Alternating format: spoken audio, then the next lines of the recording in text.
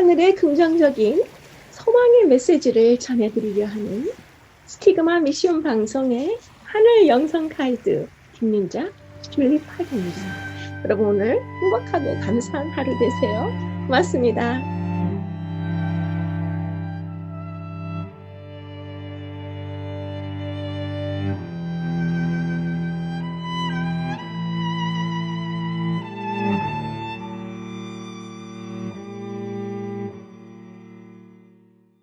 안녕하세요. 오늘은 제8과 그리스도의 탁월하심이란 제목으로 공부하시는 시간입니다.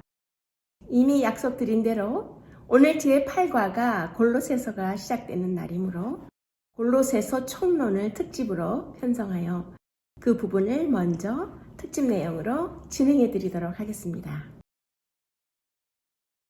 골로새라는 도시를 먼저 생각해 볼 때에 골로새는 바울 당시에 로마의 지배하에 있던 아시아 지방의 한 도시였습니다. 이 도시는 기독교를 방해하는 세력, 즉 이교 세력과 유대교적인 세력이 많은 도시였습니다.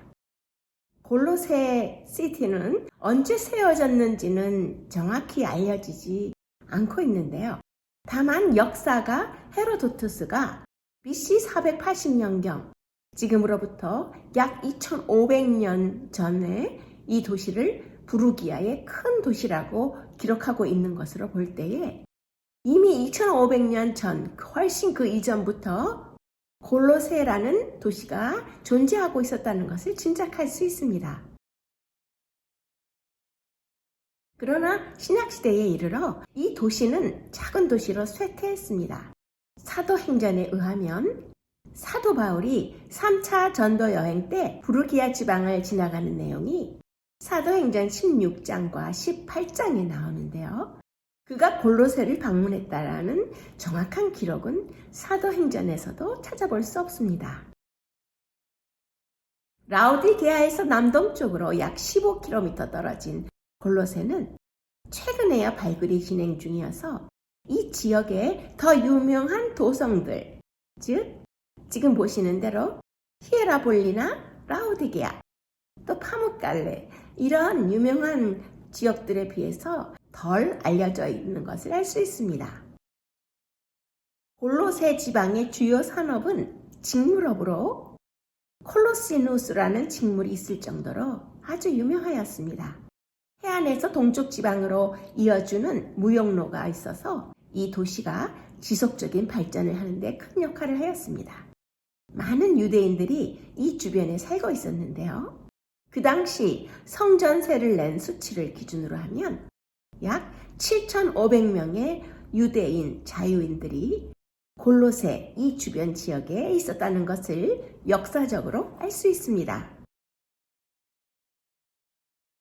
현재 터키에서 골로새 지역을 부르는 이 마을의 이름은 호나스입니다. 바울 당시보다 수백 년 이전에 골로새는 소아시아, 현재의 터키의 주도적인 성읍이었죠. 이 골로새는 루카스 강가에 위치해 있었으며 에게해 해변이 있는 에베소에서 유프라테스 강에 이르는 동서의 큰 무역로상에 위치해 있었습니다. 주후 1세기에 이르러 골로새는 제2류의 상업도시로 축소되었으며 콜로새의 그 이웃 도시인 라우디게아와 히에라볼리 이 두 도시는 골로새서 4장 13절에도 나오는데요. 히에라볼리는 히에라폴리스라고 불리는 아주 유명한 곳입니다. 그런데 골로새의 이웃 도시였던 이 라우디게아와 히에라볼리에게 어떤 세력이나 크기나 중요성에 있어서 골로새라는 도시가 오랫동안 눌려왔었던 것을 알 수 있어요. 요즘도 히에라볼리 가보면 너무 찬란하고 화려했던 그 당시에 아주 큰 도시로서의 문화 유적을 지니고 있는 것을 볼 수 있죠. 골로새는 소아시아의 부르기아 서남쪽에 있던 성읍으로서 라우디게아와 히에라볼리와 함께 소아시아에서 수리아로 가는 동서교통의 요지로서 한때 번영을 누렸지만 신약시대에 이르러서는 쇠퇴한 것을 알 수 있습니다. 골로새 유적지는 아직까지 발굴이 되지 않아서 이런 모습의 테러 형태의 언덕으로 남아 있는데요. 조만간 터키 정부에서 발굴을 시작하면 이 언덕 속에 파묻혀 있는 유적들이 나타날 것으로 기대를 해볼 수 있는 그런 지역이 되겠습니다. 그러면 골로새서를 쓴 저자에 대해서 함께 생각해 보도록 하겠습니다. 골로새서 편지서는 그 저자로 바울과 디모데의 이름을 들고 있어요. 이것은 골로새서 1장 1절에서 알 수 있는데요. 편지서에 반복되는 1인칭, 즉 나라는 표현의 언급은 바울과 그의 젊은 조력자의 이름으로 쓴 바울 자신의 기록이라는 사실을 명확하게 보여줍니다. 2000년 전의 초기 교회는 골로새서 이 편지서가 바울의 기록이라는 데에 일치된 의견을 나타냈음을 역사적 기록으로 알 수 있습니다. 골로새서의 기록자는 사도 바울입니다. 골로새서 자체도 기록자가 바울임을 밝히고 있는데요. 그것은 골로새서 1장과 4장에서 알 수 있습니다. 뿐만 아니라 골로새서의 문체나 용어 역시 바울의 다른 서신인 에베소서와 비슷합니다. 또한 골로새서는 바울이 쓴 빌레몬서와도 상관을 가지고 있습니다. 한편 초대교회의 지도자 인물들도 골로새서가 바울의 기록이라는 것을 말했던 것이 역사적으로 기록이 되어 있는데요. 특별히 순교한 저스틴과 이레니우스 등이 골로새서가 사도 바울에 의해 쓰여졌다는 것을 증거하였습니다. 그러면 지금은 사도 바울이 골로새서를 기록한 기록 연대와 또 장소, 그리고 기록한 목적이나 동기 등을 잠시 살펴보도록 하겠습니다. 골로새서의 기록 연대와 기록 장소를 생각해 볼 때에 사도 바울이 로마의 옥중에 있을 때 골로새서를 기록했던 것을 알 수 있습니다. 전통적인 입장 역시 골로새서 본 서신이 로마의 옥중에서 기록되었음을 주장합니다. 로마의 감옥에서 기록된 다른 서신인 빌립보서나 빌레몬서처럼 골로새서의 첫머리에도 바울과 디모데를 밝히고 있습니다. 따라서 골로새서 편지서는 AD 61년 혹은 62년경에 기록되었음을 알 수 있습니다. 이어서 골로새서의 기록 목적과 동기를 생각해 보면 당시 골로새 도시는 혼합 종교가 만연하던 도시였습니다. 따라서 교회 안에 이교주의적인 물결이 들어올 가능성이 많이 있었고, 또한 유대주의자들은 그리스도의 교회를 혼돈시키려 하고 있었습니다. 골로새 교회의 지도자였던 에바브라를 통해서 이러한 사실을 알게 된 사도 바울은 그러한 이단적 생각의 흐름에서 골로새 교회의 교인들이 벗어나야 될 것을 염려하면서 이 편지를 썼던 것입니다. 그러면 골로새서의 주제를 잠시 생각해 보자면 골로새 지역 주위에 우상 숭배와 혼합 종교가 만연해 있던 이런 단적 요소들이 예수 그리스도의 절대성을 철저하게 무시할 수 있는 것들이었습니다. 그래서 사도 바울은 골로새서를 통해서 예수 그리스도의 신성의 절대성을 골로새 교인들에게 심어주고 있는 것입니다. 골로새 지역의 원주민은 잡다한 신들을 숭배하는 부르기아인이었죠. BC 2, 3세기경, 지금으로부터 약 2300년 전에 메소포타미아와 바빌로니아에 살던 많은 숫자의 유대인들이 이곳으로 와서 이곳의 원주민들과 섞여 살았습니다. 여러 차례의 유대인들의 이동이 있었는데 서로 섞여 살던 이들은 오랫동안 외국 통치자들의 지배하에 살았으며 그 때문에 다른 민족으로부터 문화적, 종교적 영향을 많이 받았던 것입니다. 그리하여 골로새 지역의 사람들은 자연스럽게 혼합적인 우상 숭배와 잡다한 신들을 숭배하는 종교를 따르고 있었던 것을 알 수 있습니다. 그러면 이제 골로새 지역의 그 자세한 때의 현실들을 한번 같이 생각해 보도록 하겠습니다. 이곳 지역의 역사 기록으로 볼 때에 상당수의 유대인이 있었음을 알 수 있는데요. 골로새라는 지역에서 만들어진 동전들은 다른 많은 로마 도시들처럼 그곳 사람들이 다양한 신을 숭배했음을 보여주고 있습니다. 이교적인 관습과 그것의 강한 문화적 영향은 그리스도인들에게도 엄청난 어려움을 주었을 것입니다. 도시를 복음화하는 것뿐만 아니라 복음의 순수한 믿음을 충실히 따르는 것에도 많은 어려움이 있었음을 알 수 있습니다. 골로새에서 가장 잘 알려진 또 다른 그리스도인은 여러분들이 많이 들어오신 빌레몬인데요. 빌레몬은 골로새 지역의 에바브라와 거의 같은 시기에 회심하고 교회를 섬기고 있었음을 우리가 생각해 볼 수 있습니다. 특히 사도행전 2장 10절에 부르기아에서 온 유대인들이 기록되었음을 볼 때에 이미 골로새라는 이 도시에도 많은 유대인들이 살고 있었음을 알 수 있습니다. 사도행전 2장 10절에 이곳에 거주하고 있던 대부분의 유대인들은 유대교를 전적으로 신봉하는 사람들이었을 것으로 추정되죠. 이러한 배경들을 살펴볼 때에 골로새에는 기독교의 반대 세력이 많이 도사리고 있었다는 것을 알 수 있고, 사도 바울 역시 골로새서 2장의 서신에서 그러한 사실들을 암시하고 있습니다. 골로새 교회를 잠시 생각해 보자면 골로새 교회의 설립자가 누구인지는 확실하지 않습니다. 바울 자신이 골로새를 방문했다는 표현을 하지 않고 있으며 그의 전도 여행 중에 부르기아 지방을 방문했다고만 기록되어 있는 것을 사도행전 16장과 18장에서 볼 수 있는데요. 골로새 교회의 설립자가 바울이 아닌 것은 확실합니다. 그런데 에바브라가 이 교회에서 가르쳤던 것이 골로새서 1장 7절에 나오고, 또한 그것으로부터 바울에게로 왔음을 보여주는 골로새서 4장 12절을 볼 때에 대부분의 학자들은 에바브라가 골로새 교회의 설립자임을 주장하고 있습니다. 그러면 지금은 골로새 교회의 역사적인 배경을 한번 짚어보면 좋을 것 같아요. 함께 생각해 보겠습니다.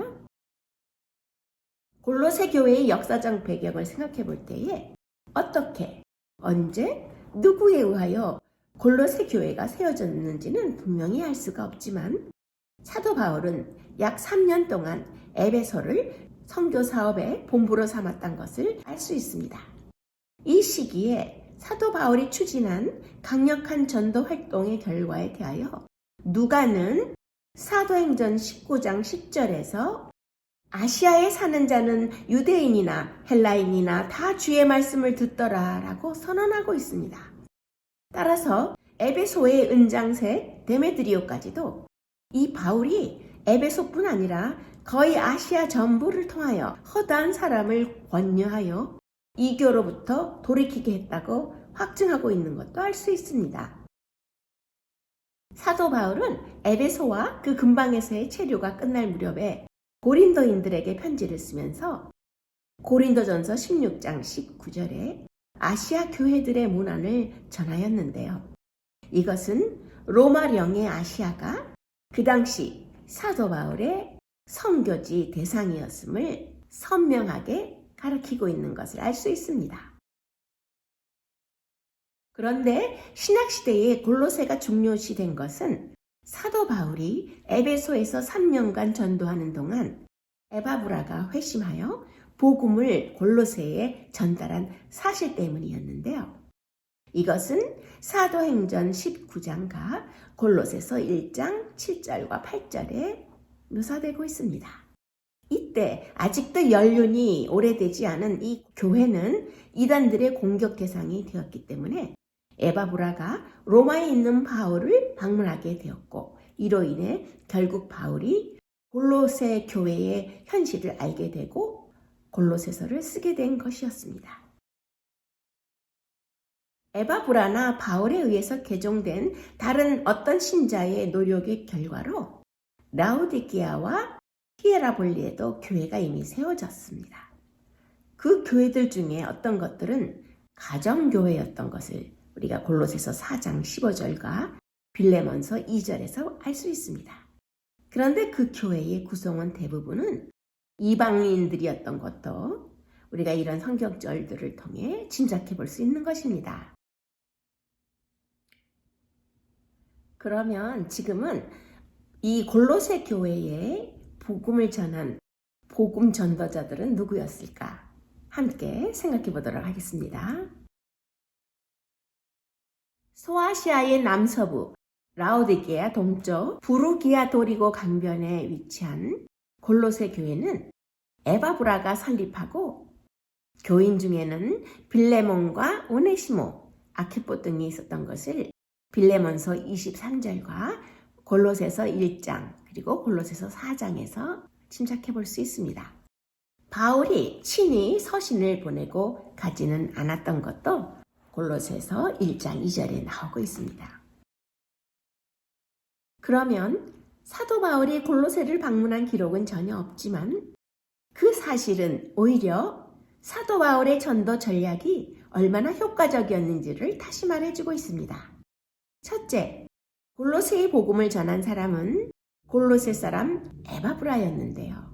그렇다면 에바브라가 어떻게 회심하였을까요? 가장 유력한 시기는 사도 바울이 이 지방의 인근 에베소에 머물면서 아시아에 사는 자는 유대인이나 헬라인이나 다 주의 말씀을 듣고라고 표현한 사도행전 19장과 사도행전 20장의 그 상황 안에 에바브라가 회심한 것을 짐작해 볼 수 있습니다. 그리고 에바브라가 이런 복음을 들었다고 하는 타이밍은 AD 50년대 중반이었을 것으로 우리가 짐작해 볼 수 있습니다. 그런데 빌립보 교회의 에바브로디도와 이 골로새 교회의 에바브라 이름이 굉장히 비슷하죠? 그래서 여러분들이 조금 혼동을 하셔서 빌립보 교회에서 활동했던 그 사람이 그럼 골로새 교회에서도 했나? 그렇게 생각하실 수 있지만 전혀 다른 이름입니다. 그래서 빌립보 교회는 에바브로디도라는 사람이 지도자로 일을 한 것이고 오늘 공부하시는 이 골로새 교회는 에바브라라는 사람이 또 이 교회를 설립하고 지도한 것을 아실 수 있습니다. 그러면 계속해서 골로새 교회의 교인들에 대해서 생각해 보도록 하겠습니다. 바울의 제자이자 동력자인 에바브라가 골로새 교회를 개척하였던 것을 지금 보시는 골로새서 4장 12절에서 볼 수 있는데요. 당시 교인들 중에서 빌레몬, 오네시모, 아키포 등의 이름도 함께 전해주고 있습니다. 사도 바울이 골로새서를 기록할 당시에 아키포는 그 교회의 목회의 직분을 맡아 일하고 있었고 빌레몬은 그 교회의 신실한 교인이었습니다. 바울은 이 교회를 위하여 기도하고 있었으며 특별히 오네시모와 빌레몬 등과 함께 교제하고 있었기 때문에 골로새 교회와 계속적인 관계를 맺고 있었습니다. 이런 내용은 빌레몬서 4절에서 7절에 명시되어 있음을 알 수 있습니다. 요한계시록은 이 지역에 복음이 얼마나 그 당시에 널리 전파되었는지를 증언하고 있는데요. 이것은 계시록 1장 4절에서 말해주고 있습니다. 골로새까지 복음이 전파된 것을 포함해서 이러한 성공은 소아시아의 가장 중요한 도시이자 거점 항구였던 에베소에서 바울이 전하는 복음을 처음 듣고 회심한 사람들의 사역의 결과라는 설명이 가장 타당해 보이는데요. 에바브라는 에베소에서 사도 바울의 전도를 듣고 그의 동력자가 되어 고향인 골로새로 와서 복음을 전했던 것입니다. 결론적으로 골로새에 복음을 전한 사람은 에바브라였고 그는 아마도 사도 바울이 에베소에 머물던 때에 복음을 받아들이고 그의 고향 골로새에 가서 복음을 전했을 것입니다. 큰 항구 도시인 에베소로 아시아 전역에서 사람들이 몰려들었고 바울의 기별들은 귀환하는 그 에베소에서 자기 도시로 돌아가는 그 귀환하는 여행자들에 의해 멀리 그리고 아주 넓게 퍼져나갔습니다. 이것은 사도행전 19장 10절에도 나오는데요. 아마도 이와 같은 방법으로 골로새의 두 시민이었던 에바브라와 빌레몬이 구원의 기쁜 소식을 들었던 것을 생각해 볼 수 있습니다. 그들이 다른 사람들과 함께 그들의 고향 사람들에게 복음을 전해 주었을 것인데 빌레몬서와 골로새서 4장에서 이 내용을 짐작해 볼 수 있습니다. 이리하여 사도 바울이 직접 골로새 교회를 세우지는 않았다 하더라도 매우 실제적인 의미에서 사도 바울은 이 교회의 영적인 설립자라고 일컬어질 수 있을 것입니다. 골로새서 이 편지로 볼 때 사도 바울이 골로새 교인들의 영적 상태에 스스로 큰 책임을 느끼고 있었으며 그들의 필요와 그들이 처해 있는 위험을 누구보다도 잘 알고 있었음이 분명합니다. 이 정보는 틀림없이 에바브라를 통해서 로마에 있는 바울에게 전달되었을 것이고 이것이 바울로 하여금 골로새 교인들에게 편지를 쓰게 하는 직접적인 이유가 되었던 것입니다. 간단하게 골로새서에 관한 총론으로 그 모든 배경들을 설명을 드렸는데요. 골로새서를 공부하시기 위한 이해의 배경이 되시고 준비가 되셨는지요? 그러면 이제 골로새서 1장 11절을 보시겠습니다. 그의 영광의 힘을 따라 모든 능력으로 능하게 하시며 기쁨으로 모든 견딤과 오래 참음에 이르게 하시고 우리의 상황이 어려울수록 그것을 통해 더 많은 것들을 얻을 수 있습니다. 하나님께서 나의 삶의 상황들을 주관하고 계시기 때문에 언제든지 하나님의 영향권 아래서 기회를 찾을 수 있는 것입니다. 하나님이 주시는 영광스러운 힘을 받을 수 있는 것입니다.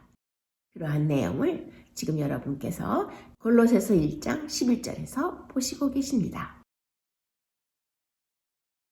울적한 기분을 대항하십시오.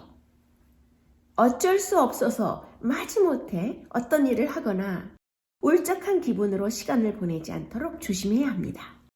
우리가 어려움에 처했을 때 소극적이거나 부정적으로 대처하는 것을 하나님께서는 원하지 않으십니다.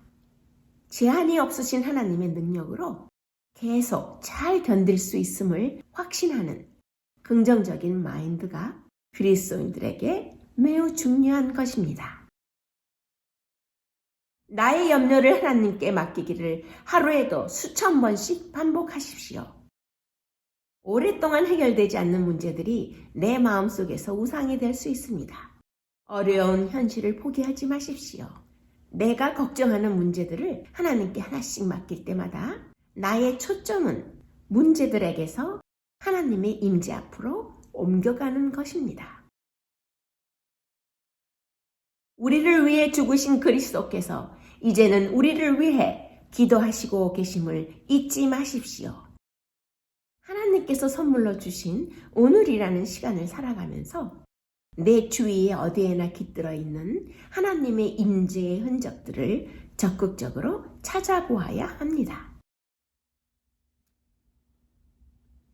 빌립보서와 마찬가지로 골로새서도 옥중서신으로서 기쁨에 대해서 하나님을 기뻐하는 것에 대해서 많이 강조하고 있는 것을 알 수 있는데요. 그러면 골로새서 1장 16절과 17절을 보시겠습니다. 그분에 의해서 모든 것이 창조되었습니다. 하늘과 땅에 있는 것들과 보이는 것들과 보이지 않는 것들과 만물이 다 그분 안에서 창조되었고 그분을 위해 창조되었습니다. 육신을 통해 누리는 삶도 놀라운 선물이지만 영적인 삶은 한없는 가치를 지닌 보물입니다. 우리는 이러하신 창조주께 속하였기 때문에 우리도 영원히 살 것입니다.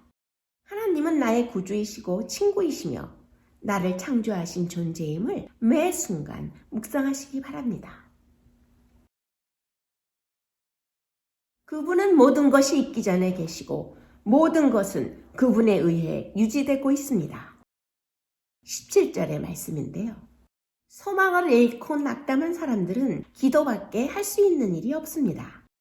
하나님은 영원히 존재하시고 눈에 보이지도 않는 우주의 왕이시기에 하나님과 교제한다는 것은 엄청나고 놀라운 특권인 것을 골로새서에서도 우리가 배울 수 있습니다.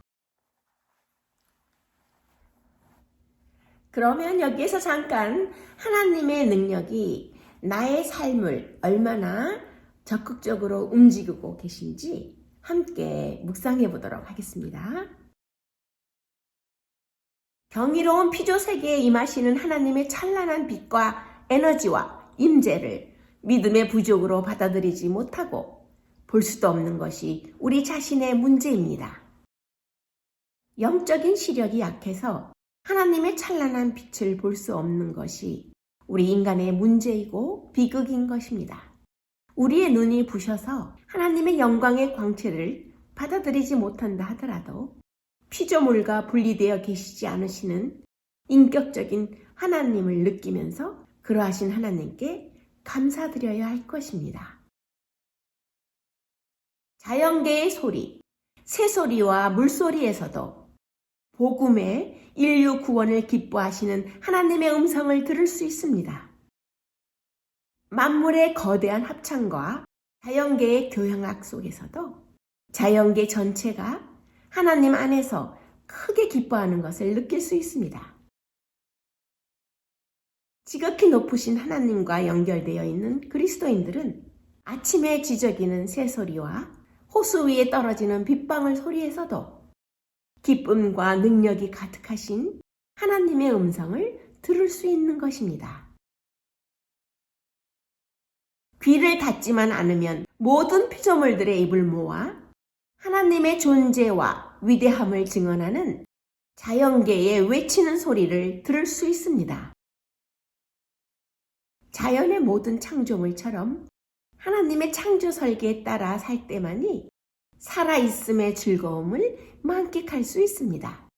하나님이 창조하실 때 염두에 두신 것을 따라가는 자연 속의 기쁨은 우리를 가슴 벅찬 감동으로 이끌어주는 것입니다.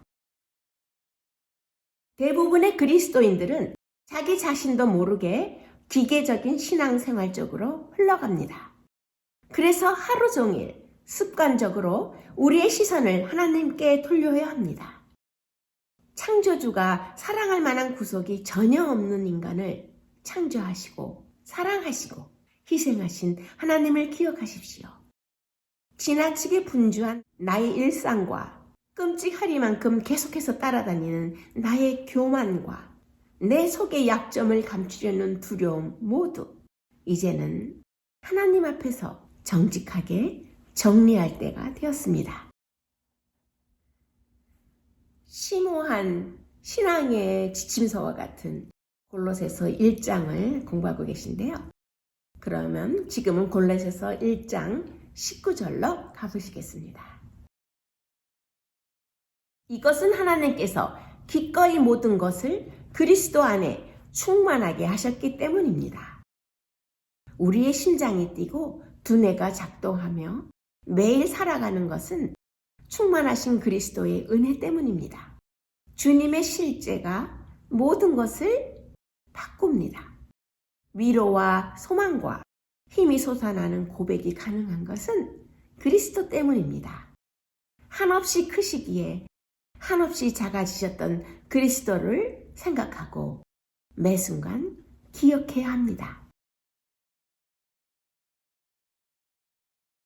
하찮은 신분으로 하루를 주님과 사는 것이 주 없이 떵떵거리고 사는 첫날보다 낫습니다. 주님과 가까이 지내는 하루가 다른 일들로 즐거운 첫날보다 낫습니다. 더없이 하찮은 신분으로 살지라도 하나님을 알고 지내는 시간이 하나님 없이 폼나게 멋지게 사는 쪽보다는 비교할 수 없을 만큼 큰 가치가 있는 것입니다. 십자가의 빛에서 흘러나오는 그리스도 하나님의 임재로 향하는 영적인 순례 여행을 멈추지 않아야 할 것입니다. 아무런 느낌이 없는 순간에도 하나님은 우리와 함께 그 자리에 계십니다. 주님이 없는 것 같은 상황에서도 여전히 내 옆에 임재하시는 하나님을 계속 의식하십시오. 내 삶에 오늘이라는 하루가 더 보태질 수 있는 기적은 하나님의 과분하신 자비와 하나님의 실제적인 임재 덕분입니다. 버림받아야 할 인류를 대신하여 예수님이 이미 외면당하셨으므로 하나님은 우리를 절대로 버리지 않으실 것입니다. 절망과 두려움과 분노를 있는 그대로, 날 것 그대로 주님 앞에 쏟아놓을 수 있습니다. 버림받으셨던 그리스도 하나님은 다시는 우리를 절대 버리지 않으실 것이기 때문입니다. 골로새서 총론과 함께 진행해드린 제8과를 마칠 시간입니다. 오늘도 변함없이 저희 방송에 귀 기울이시고 함께 시청하시며 거룩한 묵상에 동참해 주신 모든 분들께 진심으로 감사드립니다.